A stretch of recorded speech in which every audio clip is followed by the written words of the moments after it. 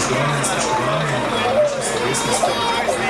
se predstavljajo gasilska društva Stara Gora in pa slovesnega novega gazila, ki je že prišlo v roke